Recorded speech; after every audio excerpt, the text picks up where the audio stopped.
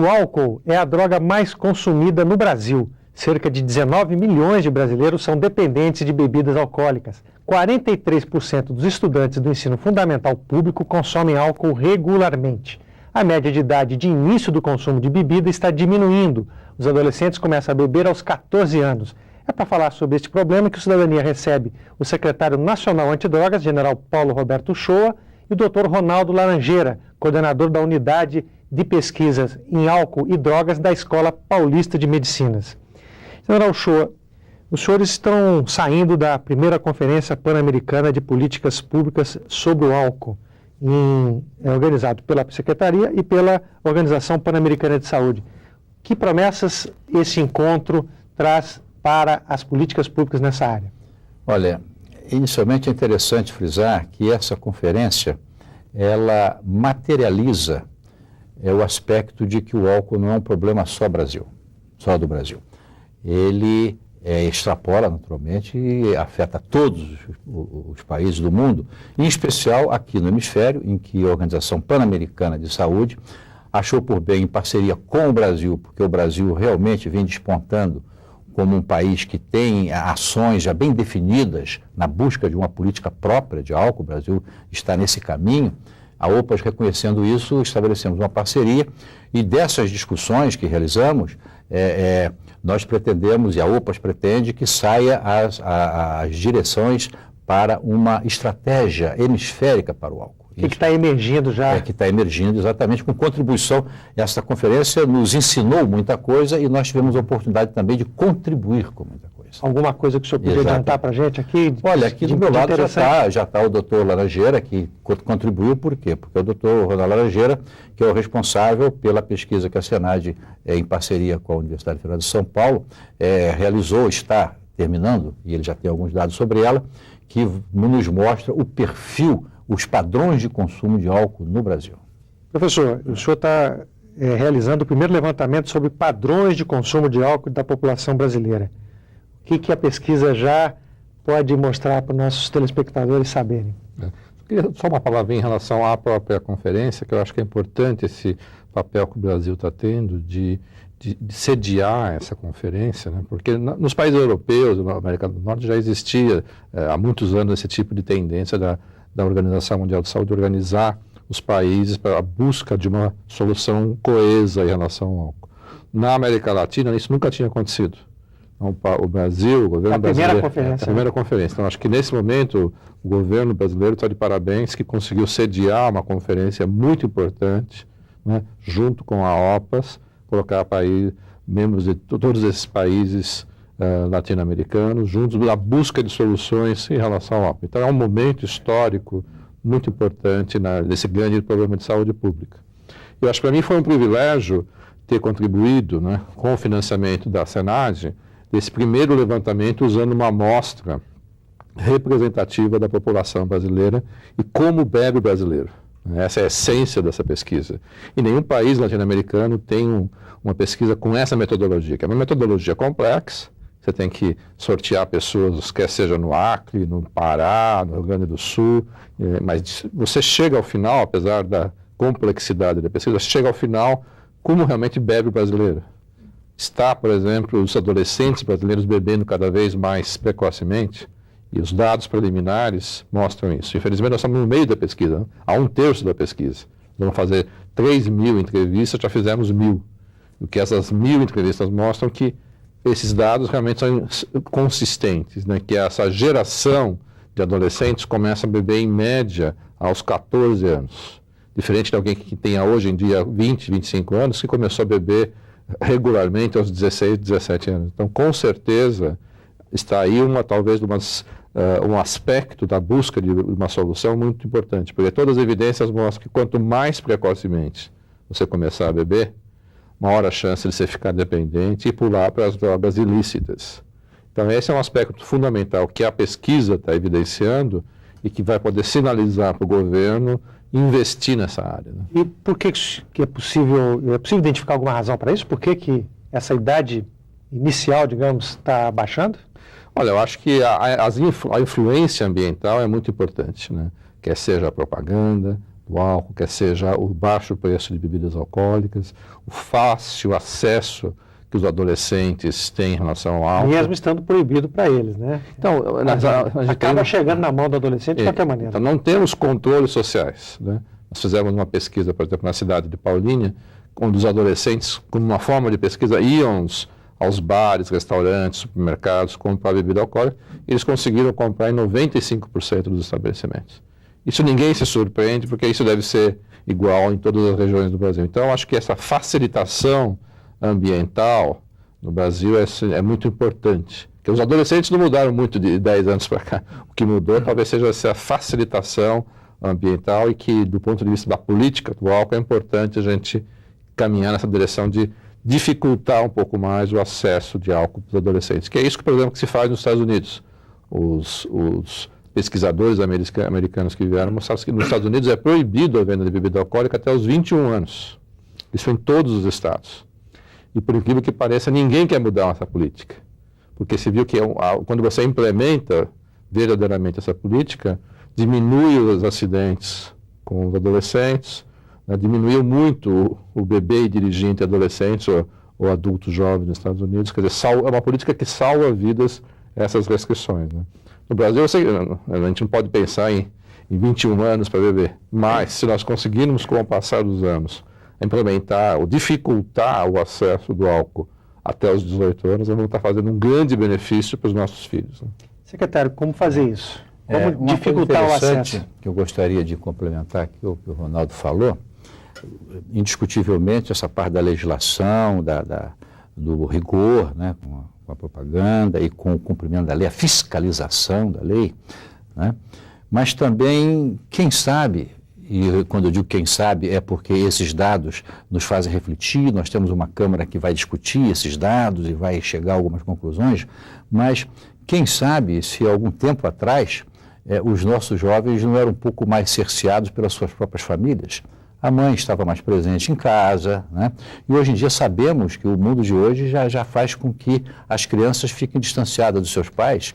Então, aquele controle que antigamente era mais natural que existisse, sobre o que está fazendo, faça isso, não faça aquilo, já não existe mais. Então, é uma outra forma de se ver o problema, porque ele é um complexo, né? São vários fatores que têm que ser envolvidos e que se envolvem, e que nos conduz a pensar e a refletir seriamente num trabalho também de informação e de envolvimento da sociedade.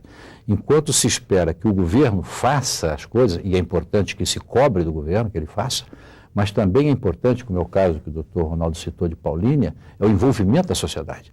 Lá em Paulínia ou em Diadema, há um envolvimento, há um fator mobilizador da sociedade, e aí o Poder Executivo municipal se envolve também, então começam dentro de um planejamento a realizar ações que vão fazer com que as famílias assumam o papel que tem que assumir, e quanto mais cedo ela se alertar da necessidade de instruir ou de tomar certos cuidados com suas crianças, porque é muito comum, nós sabemos disso, as nossas crianças pequenininhas, quando elas acompanham as mães e os pais ao supermercado, ela vê que os pais colocam, a primeira coisa que colocam no carrinho é uma caixa de cerveja ou é um vinho. E quando ela abre a geladeira de casa, ela vê lá o vinho e a cerveja na geladeira. E o papai chega em casa e bebe aquela cerveja e fica feliz da vida, a mamãe bebe o vinho e fica feliz, e ele, então, quando é assim que ele pode, ele vai lá e experimenta. Então, os pais e a família têm que estar alertados da importância dos seus exemplos. Não pense que essas coisas passam desapercebidas, porque a criança ela está em desenvolvimento, o pai é um exemplo, a mãe é um exemplo. Então, são coisas importantes a serem discutidas e como fazer com que a sociedade também se mobilize para assumir o papel que lhe cabe em todo esse problema.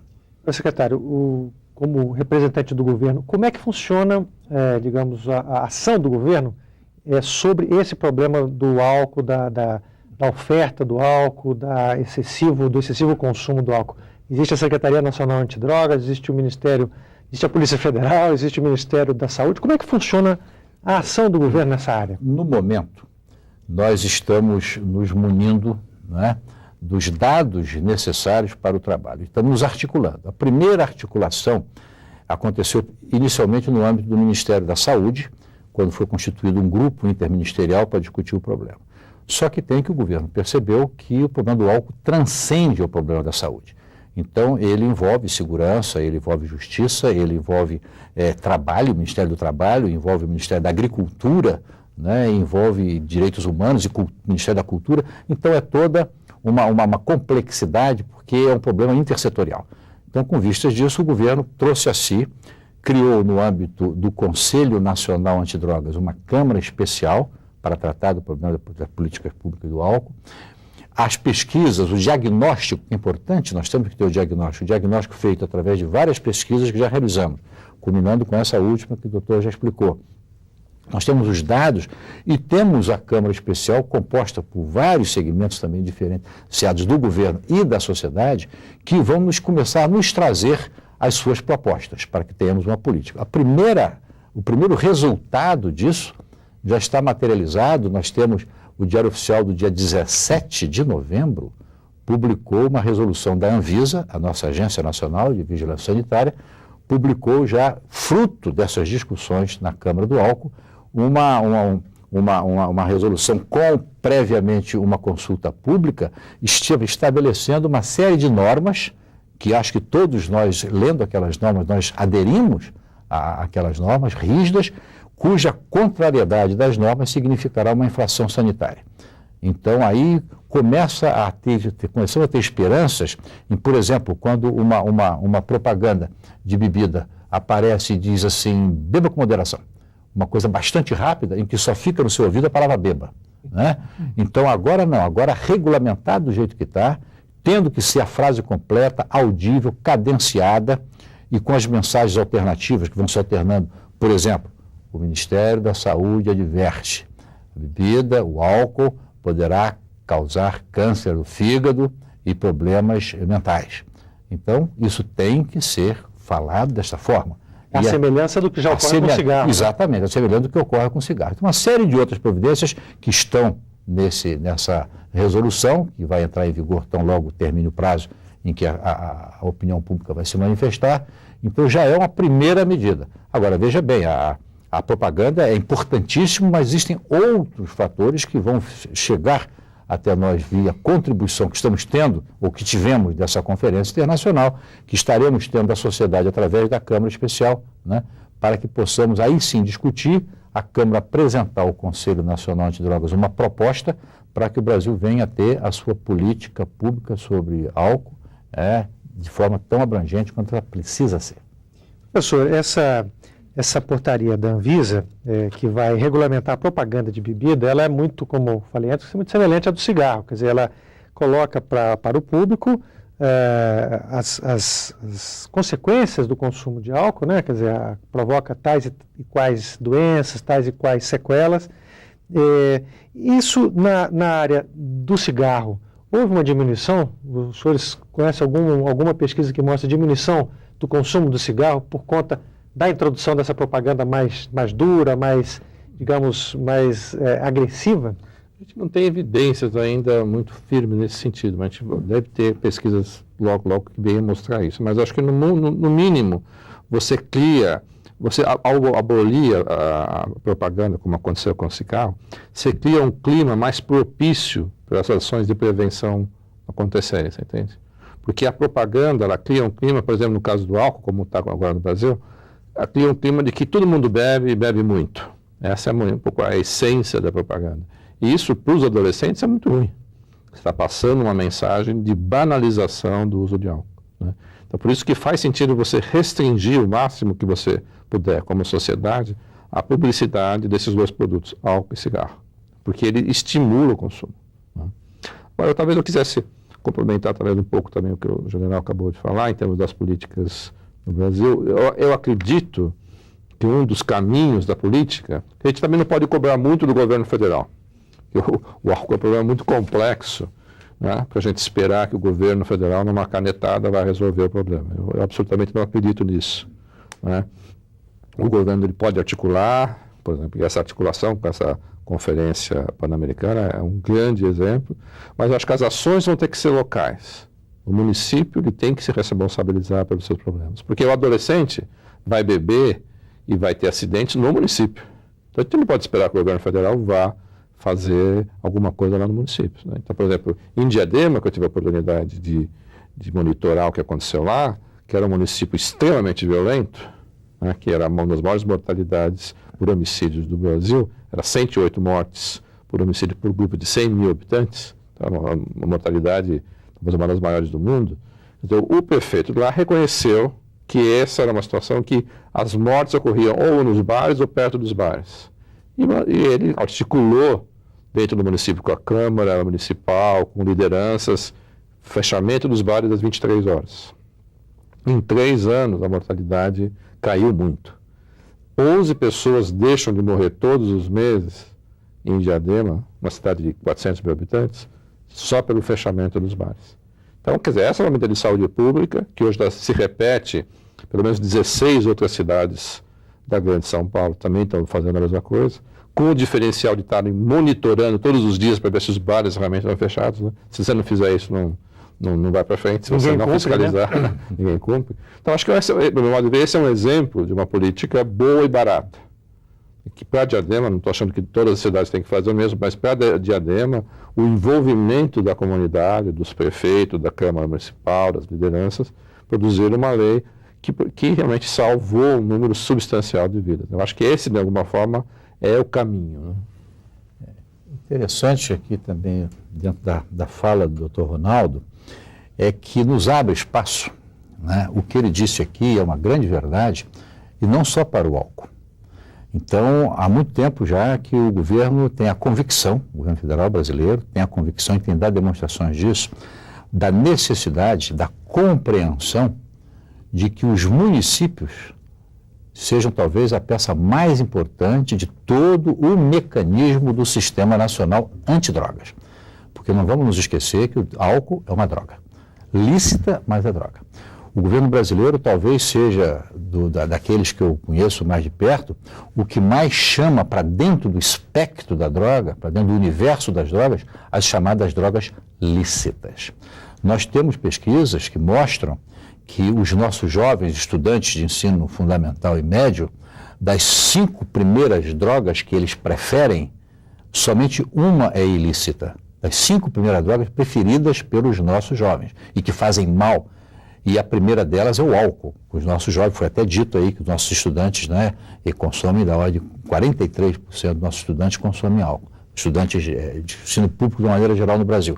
Mas a segunda é o tabaco, né, e a terceira é o solvente, por aí vai até solvente? Solvente. E a quinta é a maconha, que é a primeira ilícita. Então nós decididamente trouxemos as drogas, inclusive medicamentos que estão preocupando não só a nós, como até as Nações Unidas já começam a se preocupar com os anorexismos e tal, de maneira que nós já chegamos à conclusão que, da mesma forma que a maconha ou que a cocaína, o álcool também é merecedor da nossa maior atenção e preocupação, principalmente porque é o álcool que está por trás, né, da maioria dos acidentes com vítima, dos homicídios, da violência doméstica, etc. Mas então, nós também concluímos, como disse o Dr. Ronaldo, que nós não vamos ter muito êxito se trabalharmos somente de governo de cima para baixo. As coisas acontecem no município. Então, nós batalhamos, e se os seus telespectadores, alguns prefeitos estiverem nos ouvindo, né, que se lembrem da necessidade de termos um sistema que comece num sistema, num Conselho Nacional Antidrogas, passando por um Conselho Estadual de Entorpecentes ou de Drogas, que já temos 27 no Brasil, são os 26 estados mais o Distrito Federal, e que chegue até o senhor prefeito com o seu Conselho Municipal Antidrogas, que vai lhe ajudar muito, inclusive, nessa articulação da sociedade, e aí com qualquer que seja o tipo de droga, mas nós estamos falando hoje mais especificamente no álcool, e que com toda razão é lá no município que o governo tem a obrigação de apoiar, né, de orientar, mas principalmente de prover as condições para que o senhor prefeito, juntamente com a sua sociedade, né, se articule para enfrentar o problema. Okay. Bom, nós vamos fazer um breve intervalo e voltamos daqui a pouco com Cidadania, discutindo o combate ao alcoolismo no Brasil, com o general Paulo Roberto Uchoa, secretário nacional antidrogas, e com o professor Ronaldo Laranjeira, coordenador da Unidade de Pesquisa em Álcool e Drogas da Escola Paulista de Medicina. Voltamos já já.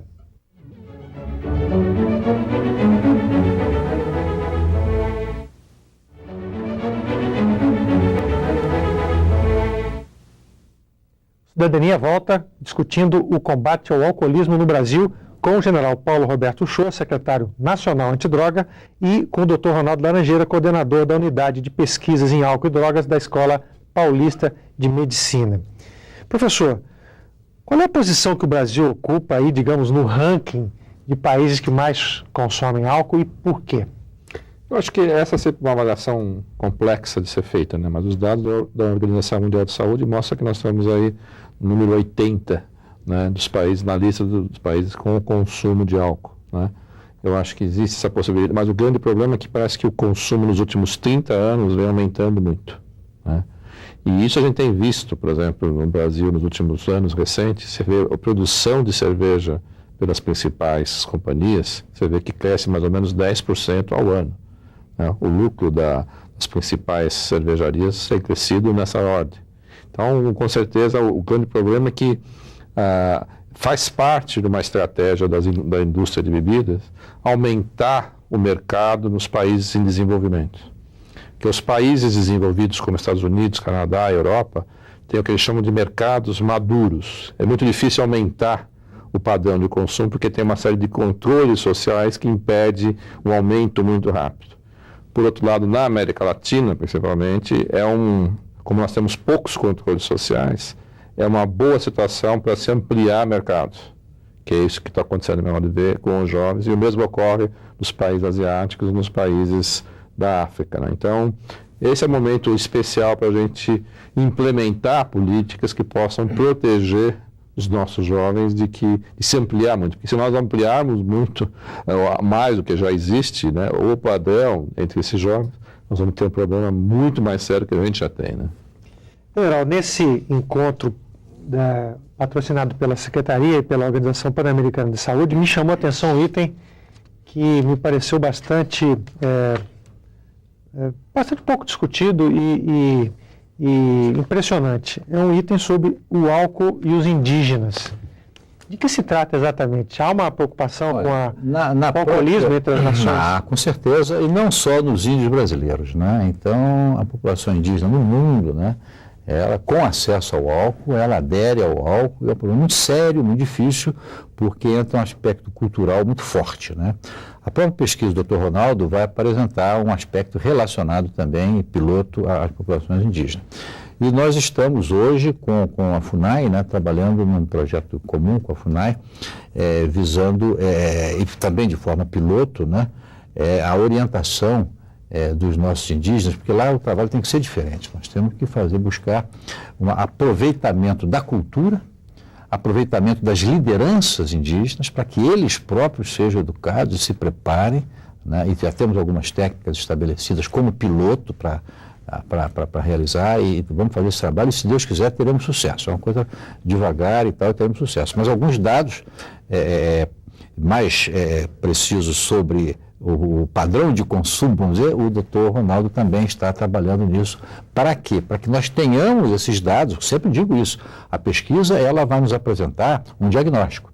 E esses dados de diagnóstico é que vão favorecer os nossos formuladores e executores das políticas públicas setoriais trabalharem com boa fonte de dados para obter os resultados desejados. Professor, quais são então esses dados preliminares que o senhor tem? Não, mas, quer dizer, com os índios ainda nós não começamos a pesquisa, mas nós estamos compilando informações das pessoas que efetivamente conhecem a comunidade indígena, que não é o meu caso, né?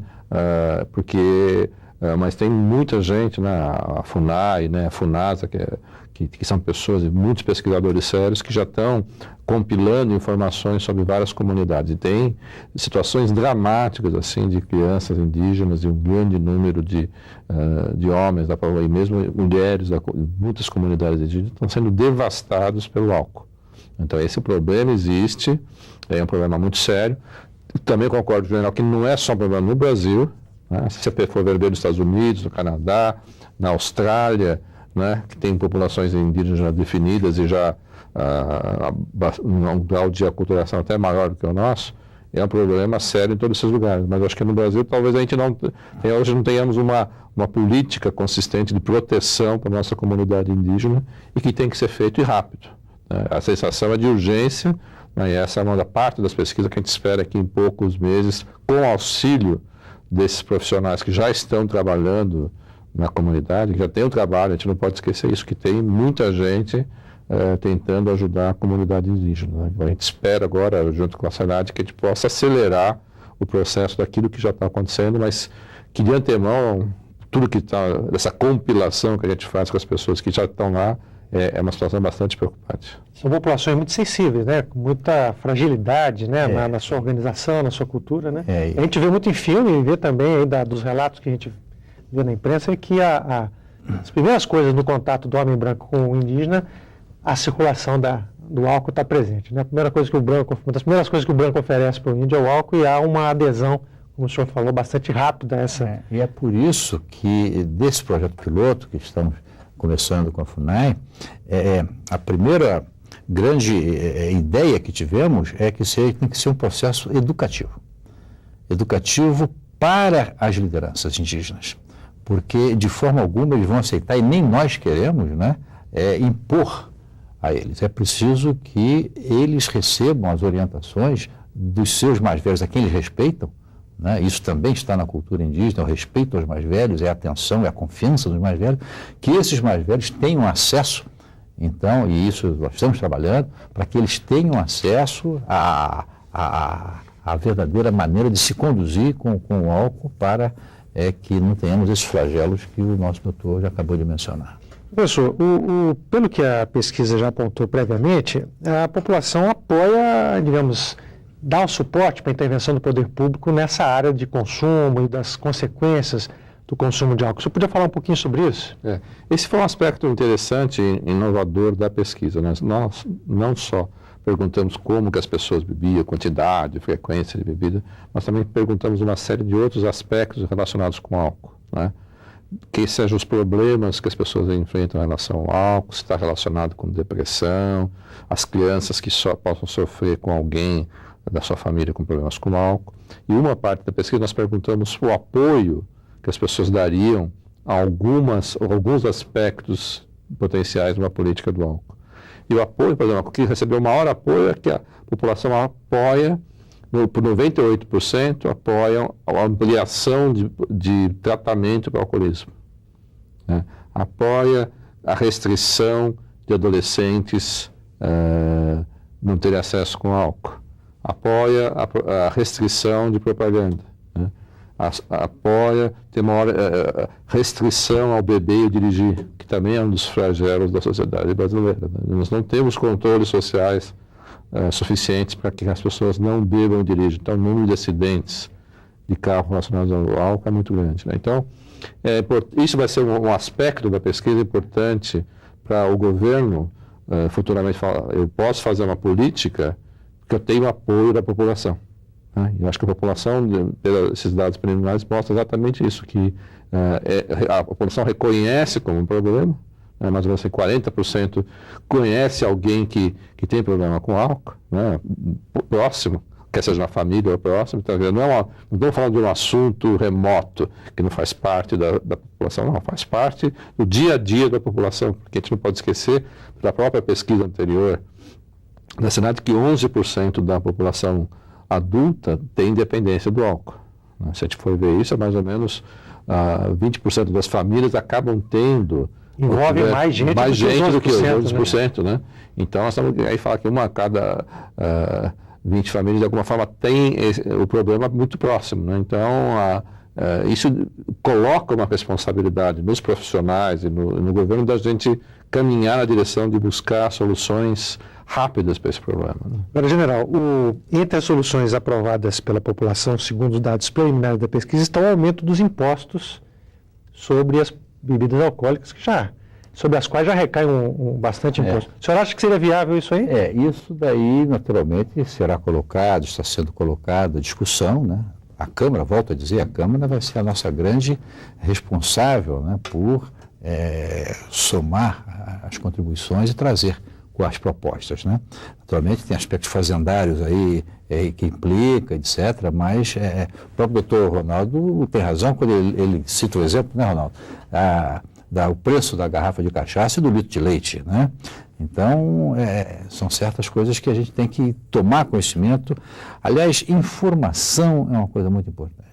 Agora mesmo estávamos falando aqui de dependência química, me ocorreu, né?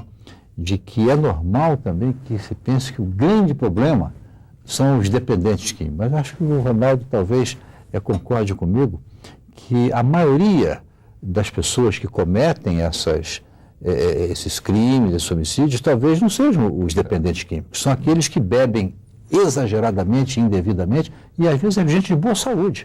São jovens de boa saúde, mas que têm aqueles arrobos de beber em excesso e aí vão causar todos esses problemas.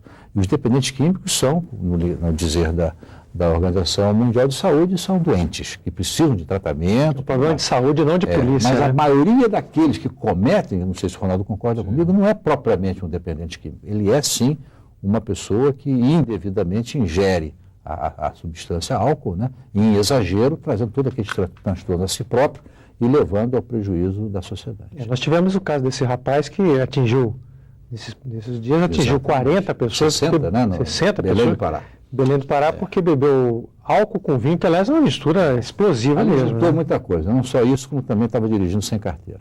Exato. É um crime completo, né? Completo.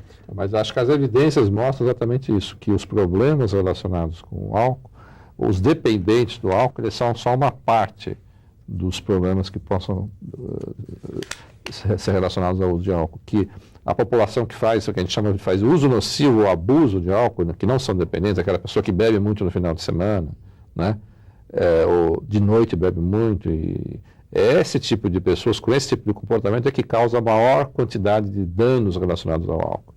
Em relação ao beber e dirigir, a maioria das pessoas que bebem e dirigem e produzem acidente não são dependentes do álcool. A maior parte da violência familiar, né, violência doméstica contra a mulher, muitas das pessoas não é dependente do álcool, mas faz abuso em alguns períodos da semana e causam violência doméstica. Mesmo os homicídios que ocorrem nas grandes cidades, a maioria também não é produzido por pessoas dependentes do álcool, mas que, ao estar consumindo uma grande quantidade num certo momento, por algum motivo banal, acaba saindo um homicídio. Então, é exatamente esse o fenômeno que as políticas do álcool deveriam estar buscando. E, com certeza, o aumento do preço no Brasil, por exemplo, ele é muito importante em relação ao álcool. Porque como a gente tem uma bebida alcoólica muito barata, né, no médio prazo a gente vai ter que aumentar o preço. Eu sei, obviamente, que a dificuldade de se aumentar imposto no Brasil por todo esse debate que já existe.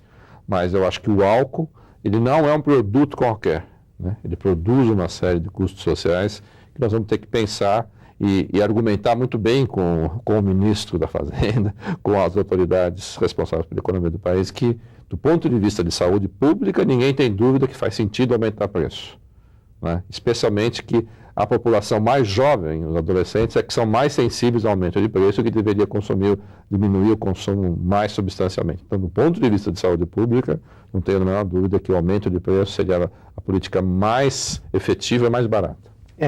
No caso do cigarro, por exemplo, a discussão é se restringe, por exemplo, a plantação de fumo, aí o argumento da área econômica é que vai desempregar muita gente, vai se arrecadar menos imposto. Mas, por outro lado, a área de saúde diz que as internações hospitalares também vão diminuir, portanto, o custo que o sistema público de saúde tem com as pessoas que sofrem os efeitos do cigarro, né? Seria alguma coisa similar no caso do álcool? Não tenha dúvida, né? Quer dizer, se diminuir consumo, né?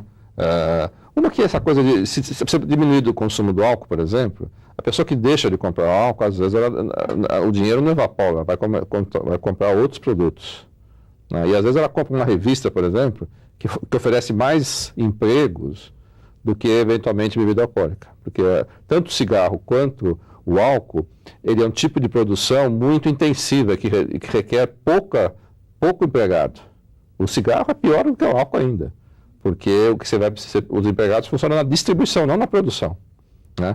Então, às vezes, é uma grande balela achar que se a pessoa deixar de beber, o dinheiro desaparece. Ele vai, às vezes, comprar outros produtos que têm um agregado social muito melhor do que o álcool, né? Então, faz sentido a gente desestimular o consumo, porque vai diminuir, no caso do álcool, até mais acentuado do que o cigarro, vai diminuir a violência. No Brasil de hoje, álcool está relacionado à violência, infelizmente, né? Principalmente porque a gente mora em grandes centros. 80% do Brasil mora em grandes centros.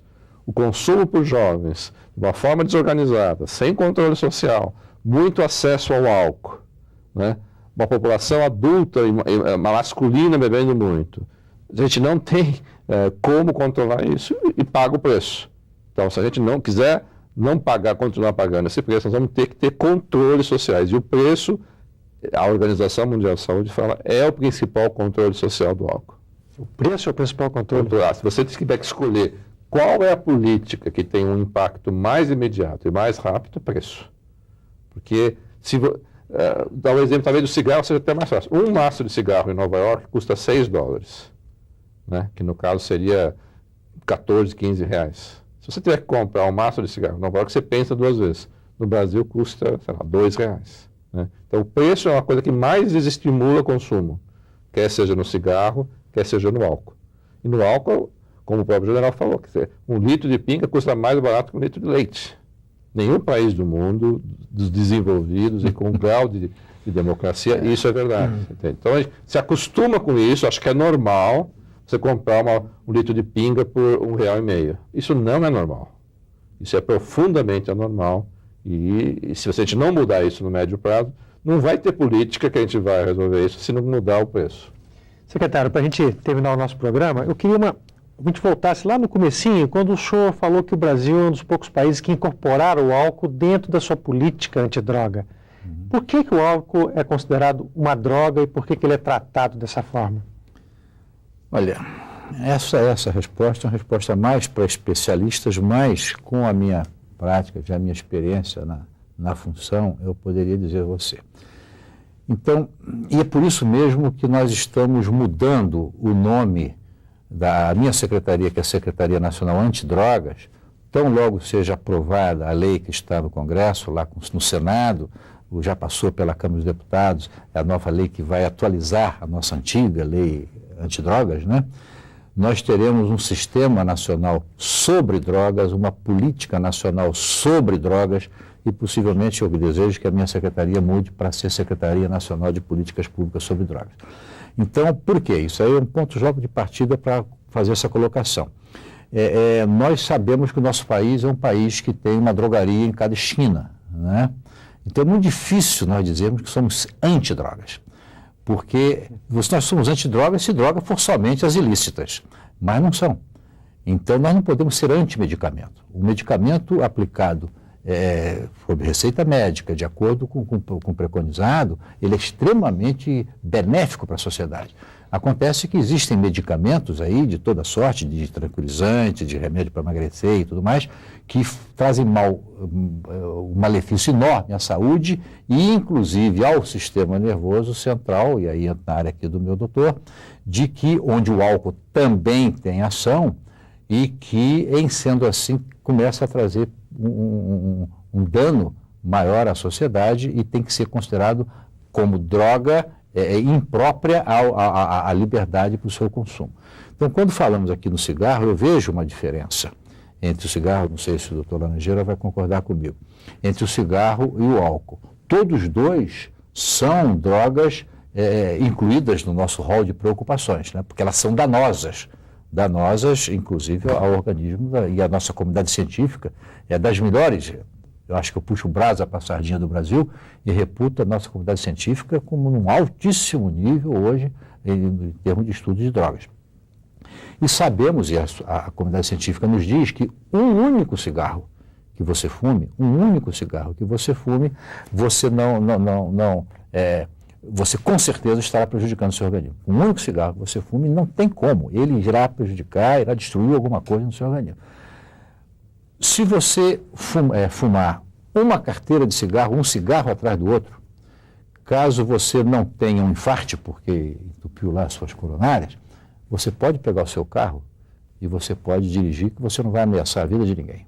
Igual com a febre nervoso. Se você tomar, diz os nossos cientistas, uma taça, uma pessoa adulta, responsável, tomar uma taça de vinho no momento certo, ele não vai trazer mal ao organismo dele.